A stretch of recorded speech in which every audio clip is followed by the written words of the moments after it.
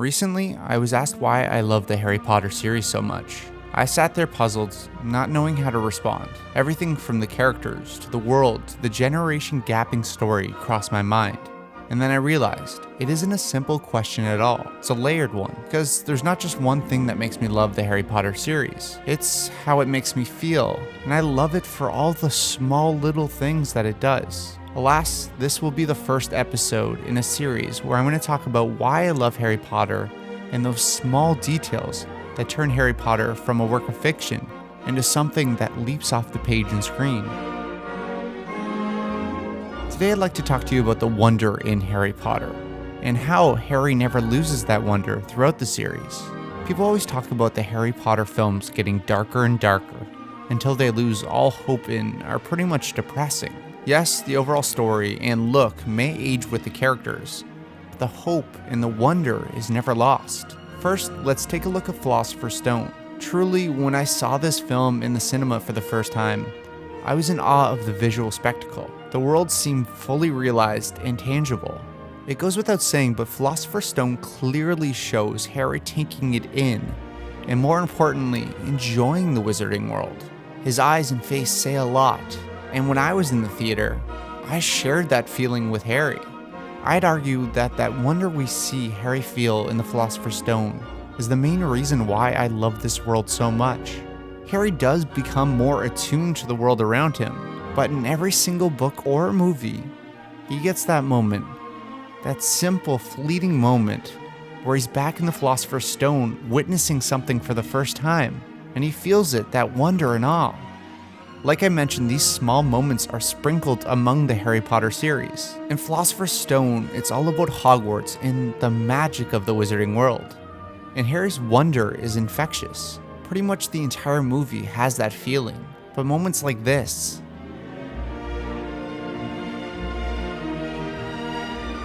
and this, my body's gone, make me smile from ear to ear. But when we go from movie to movie or book to book, Harry's wonder stays intact. In Chamber of Secrets, there's the same kind of feeling around Hogwarts. But more importantly, this moment, one of my favorite from the film, shows how Harry is in awe of the simplest magic in Ron's home. It isn't flashy, but this is the first time Harry sees magic in a loving, purposeful way. And he sees how magic can be used for everyday purposes and sees a new loving side of it. It's not much, but it's home. I think it's brilliant. Even when the series takes a darker turn in Prisoner of Azkaban, a story largely without hope or wonder, the story features a soul-sucking creature who is a metaphor for depression, there are still moments of Harry in awe. Like when he first receives the Marauder's map. Brilliant. Where'd you get it? Or using the Time Turner for the first time with Hermione. And then in Harry Potter and the Goblet of Fire, we get this moment, which Harry's expression says it all.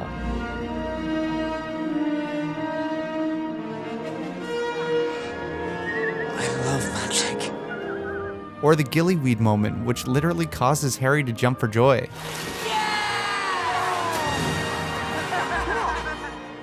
The Order of the Phoenix has 12 Grimmauld Place.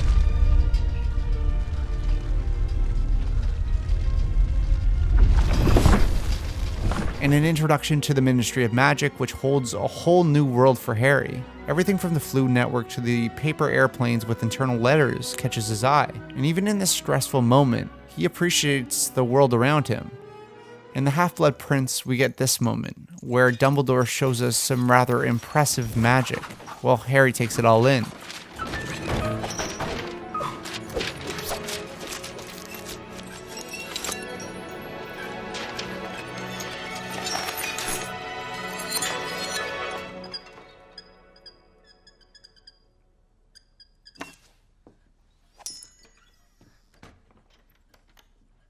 That was fun. Even in the Deathly Hallows, the story takes center stage, and it is literally life or death for Harry. There are still moments. That'll be the books. Neville. Oh, you look like hell, I reckon. It's these small details that even in the darkest of films or books, there's still some glimmer of wonder, and magic is still beautiful.